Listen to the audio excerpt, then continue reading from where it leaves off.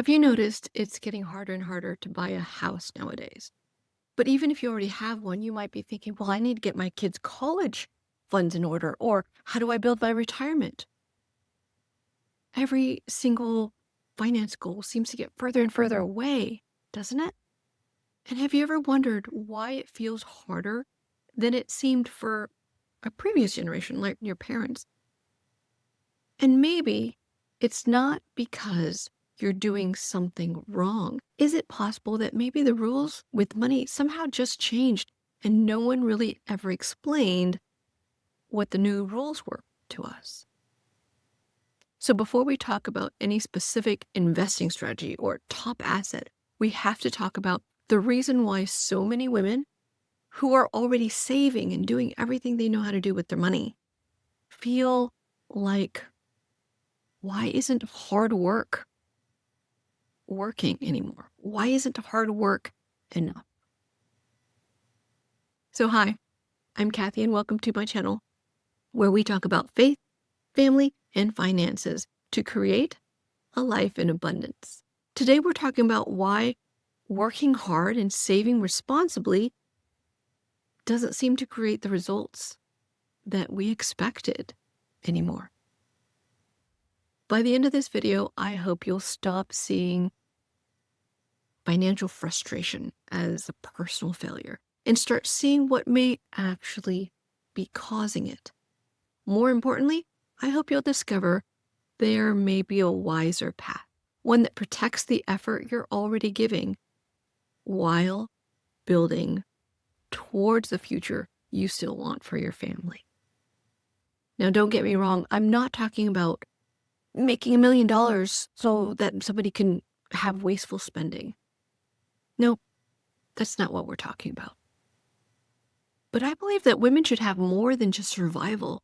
The woman who is here isn't looking for extravagance or shortcuts or any excuses. As a matter of fact, she isn't afraid of hard work. She actually has been doing hard work for many, many years. But she wants to make sure her effort is going to be worth it to herself and to her family.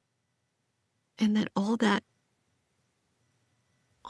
effort will finally move her forward. She wants to feel peace when she thinks about her finances. She wants to have options. She wants to be able to give generously and still be able to give her children better opportunities that she had. In a nutshell, she wishes for a path that can finally match the effort she's already giving. But when that progress doesn't come, many women start asking a different question. And unfortunately, it's one that usually makes them feel defeated. The question that most of us don't even want to say out loud because we fear what the answer is. It is, did I make the wrong choice? I think that's a question far too many women carry really heavily in their hearts. Did I make the wrong choice? Did I choose my career? Did I choose my family? And that's one that society, culture requires us to make. And it's a hard one. It's so hard. I know I had to make that choice too. Because when you're looking at it, well, my family for sure is my priority. They're my children. I love them. They're the most important things in my life. But my career can help my family. If I let go of my career, am I serving my family? Am I doing everything I can for my family? It can feel like there's absolutely no way to win in that scenario, right? No matter which path we chose, no matter which decision we made, it felt like we gave up something important. And that in that, we lost. How do you win when you feel like you're losing something that's important?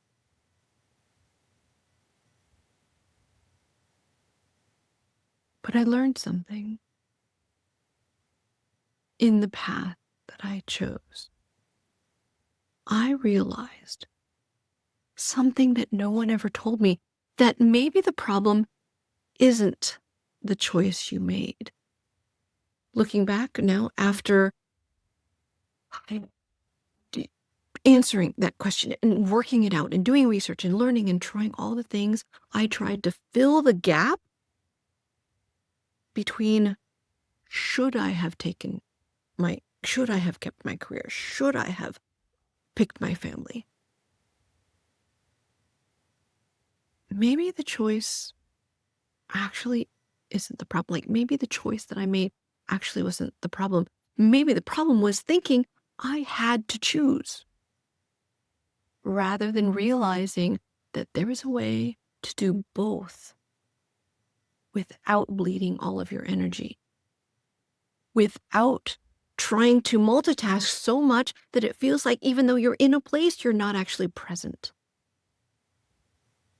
So if I don't want these old choices, it makes sense that I can't take the old path to get to a new possibility. So I realized I had to think differently. What do I mean by that? So we kind of were taught to think about money in a specific way. You earn money, you save money, you budget. You take that savings, you hold it for the future. So that money was a certain number. I made a certain amount of money. I saved a certain amount of money. But instead of thinking about money as a number, think of it more as money is simply stored effort. When I worked, I got bills. That bill represents the effort of creating that bill. That number represents an amount of effort I put out. And I want to store that effort, the value of that effort. So the question isn't only how hard you work to earn the money. The question ends up being whether the place you store the value honors the effort that it took to create it, so that the value of what's left actually remains. So, what do we have now? Currently, most of us have heard exactly what to do with supposedly how to deal with our finances.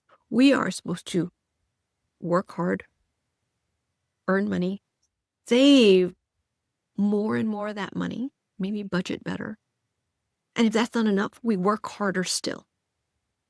So, how can we keep working harder and yet still feel behind?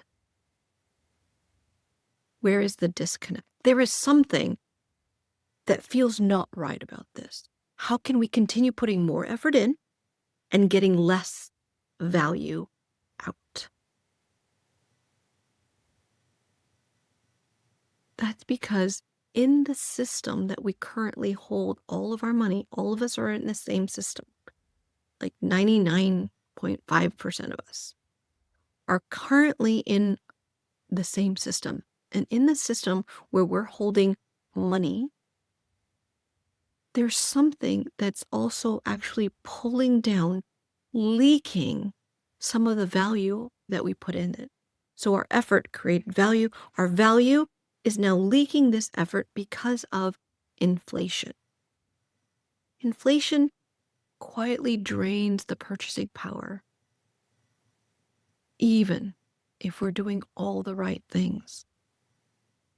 So your effort, the value of the effort, may be trying to grow, but it's inside a system that's slowly actually leaking away the value. And that's the system that was given to us. We didn't choose the system chose us because that's what exists. That's the system that helps the higher ups. And previously, there wasn't a good way that would be for the common person to get out of that system. But if that's the only system that most of us know, work harder, well, I don't believe most women need to work harder. I think they deserve a financial system where the value of their hard work can finally compound instead of quietly leaking away. But most of us were never even taught that that's the game that we're already playing. We're trying to build our future inside a system that continues leaking away the value of our effort.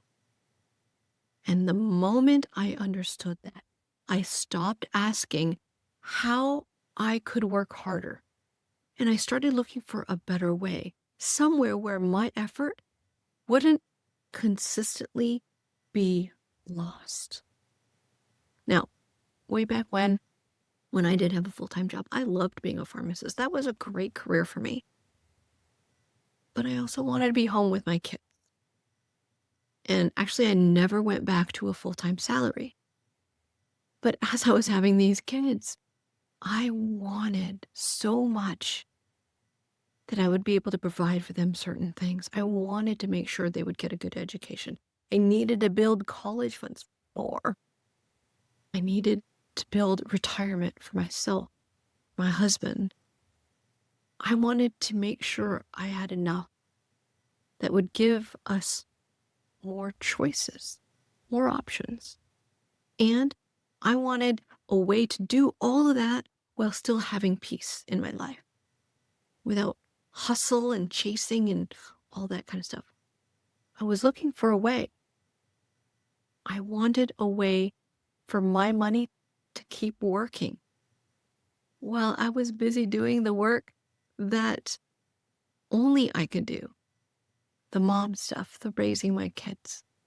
So this was a total different mindset, a total different thought process. One that I did not hear from anywhere else.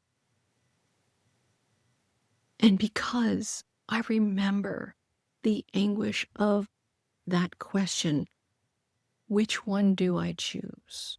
And feeling like there was no other option. There is another option, but it's not one that most of us even know exists. And that is why I do this, so that more women can know that they don't have to choose, that they can have both and it be done in a way where their life does not feel crazy from hustle or defeated from feeling like you missed something. Women don't have to choose between being present for the people that they love and trying to be there for them tomorrow because they've chosen that they also want to build that future for the very same people because they love them.